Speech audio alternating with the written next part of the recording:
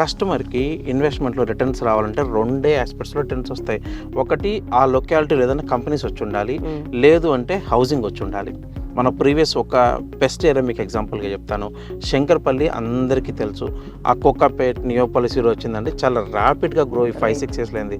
2019 నుంచి ఆ area ర్యాపిడ్గా grow అయింది. ఏంది అంటే గ్రో అవడానికి రీజన్ సిటీ అనేది శంకర్పల్లి దాకా వెళ్ళటం వల్ల మనకి రిటర్న్స్ అనేది వచ్చింది. సేమ్ అట్లే ఇక్కడ నుంచి ఒక 20 minutes డ్రైవ్లో సంగారెడ్డి ఉంది మనకి. అక్కడికి ఆల్రెడీ సిటీ వచ్చినప్పుడు నెక్స్ట్ ఇక్కడ ఆల్రెడీ మనం నిమ్స్లో ఉన్నాం అంటే వీఆర్ ఇన్ ద మిడిల్. అటేమో సంగారెడ్డి ఆల్రెడీ హైదరాబాద్ ఎస్టాబ్లిష్ అయింది, ఇటు వచ్చేసరికి జైరాబాద్ నిమ్స్ ఉంది. సో ఈ కంపెనీస్ ఒక 5-6 ఇయర్స్లో ఫుల్ వచ్చేసినప్పుడు స్వింగ్లో వచ్చేసి మొత్తం ఇక్కడ ఒక 3 lakh ఎంప్లాయ్మెంట్ వచ్చింది. అది ఆల్రెడీ సిటీ ఉంది. ఈ సిటీ అనేది ఎక్స్పాన్షన్ అవుతూ ఉంటుంది.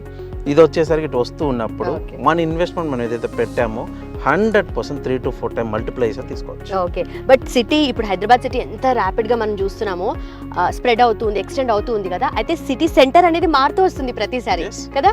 సో ఇప్పుడు మనం హైదరాబాద్ డ్రైవ్ చూసుకుంటే ఆల్మోస్ట్ లైక్ 40-45 minutes లో మనము సెంటర్ ఆఫ్ హైదరాబాద్ రీచ్ అయిపోతాం కదా. ఒకప్పుడు మీకు సిటీ అంటే అమీర్పేట్ అనేది అవును, నోన్ ఏరియా అమీర్పేట్. నేను రియల్ ఎస్టేట్లోకి వచ్చి 2012లో రియల్ ఎస్టేట్లోకి వచ్చానండి. అప్పటికిప్పటికి ఈ జర్నీ 13 years జర్నీలో మేము అప్పుడు సిటీ కన్సిడర్ చేసింది కుక్కట్పల్లి అంటే మంచి గ్రాండ్ ఉండేది, వసంత నగర్ ఆ ఏరియాస్ కొంచెం హై అని చెప్పేది.